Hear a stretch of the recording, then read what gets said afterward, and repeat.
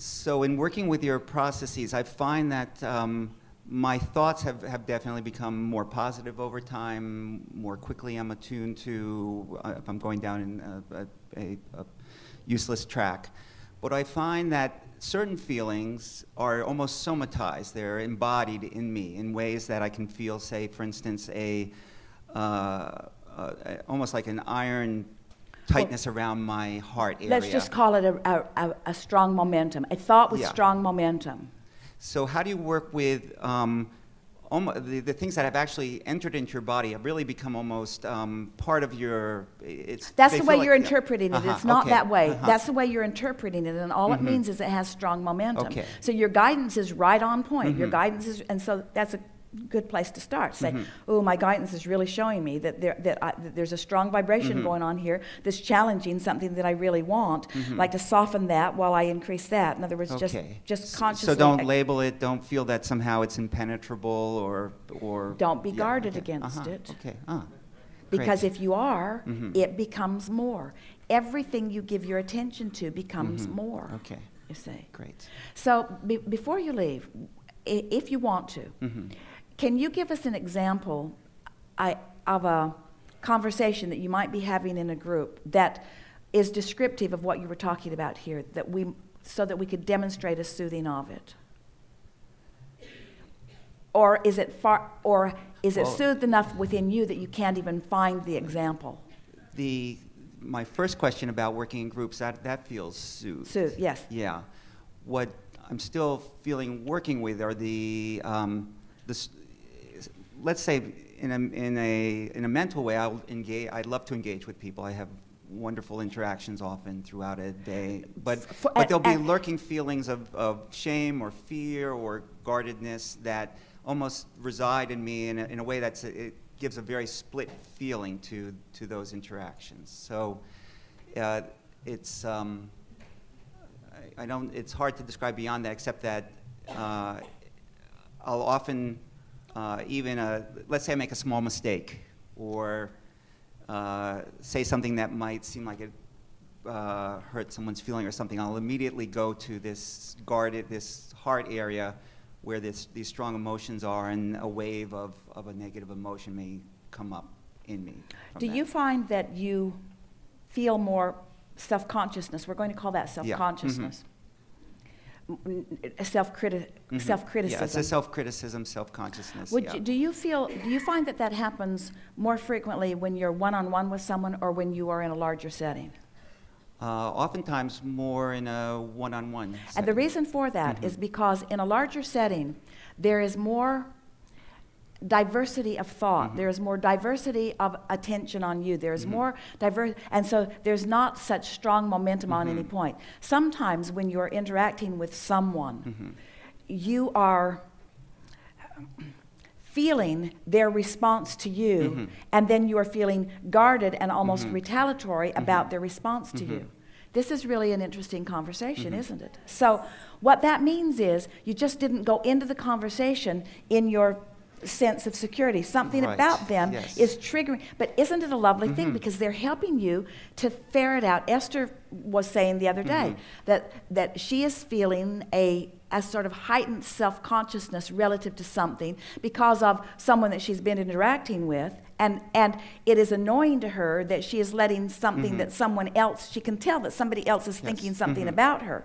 So she's like reading their mind. Well, what we say to her is, you wouldn't be able to read their mind if you weren't in the vicinity. Okay. And so the fact that you're in the vicinity means that and it's active in them, and it's active in you. So you have a rendezvous point on that which you don't like. Well, just back away from that and shore yourself up and walk back in. In the same way, this is a really good approach to this. In the same way. But we know that you heard us when we said, go as far as you can go, wobble free, and when it starts to wobble, just back off, and go as far as you can go, and maintain it wobble free, and then if it starts to wobble, back off. That's the way that we would approach these people that you feel that way. Go as far as you go, and when it starts to wobble, just back off. And before you know it, there won't be any place that you cannot comfortably be. Self-consciousness is because... Just going to give this to all of you because all of you have it to some extent. You came into this physical experience, and there were others here already, you may have noticed, who began looking at you, who already had their wobble going on. So they look at you.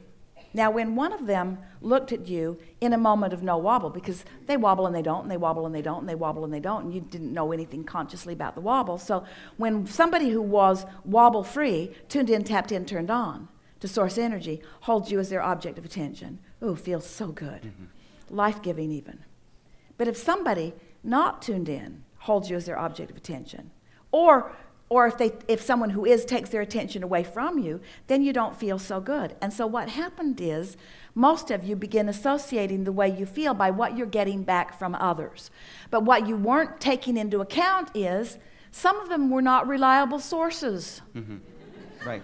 If they were tuned in, then it was wonderful to let them be your guidance. If you have a mentor who's always tuned into source, who is holding you as their object of attention, we would see why you would want to walk hand in hand with that person. And then if that person's not there, how you would flounder a bit, not having that steady, positive attention on you, you see.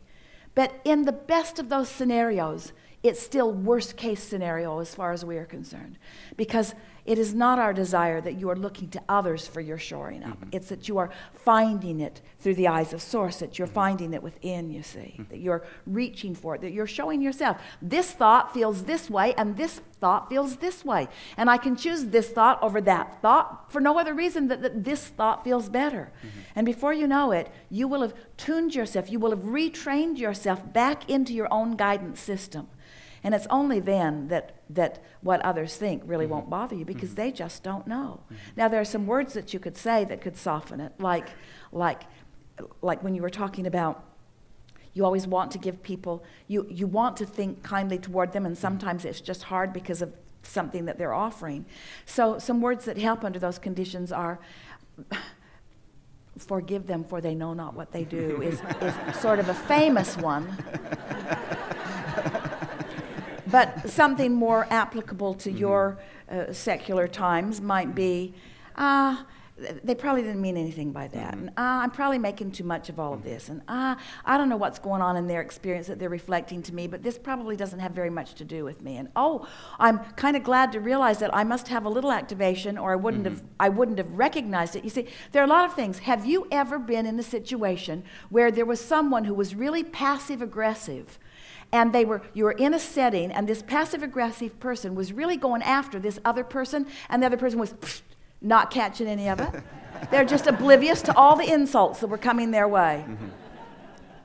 Because they weren't in vibrational alignment with someone giving them insults, so they just missed it. They missed it. It's like people in the restaurant whose children are crying. They can't even hear their own crying children. They're so used to it. They're so used to it. Right. So the sensitivity is what allows you to pick up on these feelings and know when you're moving in a direction. But ironically, the sensitivity is also what can bring you into a type of self-consciousness that doesn't serve. Brilliant. And so what do? You're sensitive at the earlier subtle stages when you can do something about it. Because sensitivity, drum roll please. You're so easy. And wonderful. Sensitivity in an atmosphere of strong moving momentum just makes you beat up on yourself because you can't do anything about it. All you can do is feel bad about it. Can't. But sensitivity in early momentum is manageable. Ooh, that is the most important thing that we have ever said together. Wow. Yeah. Great. Thank you. Yes.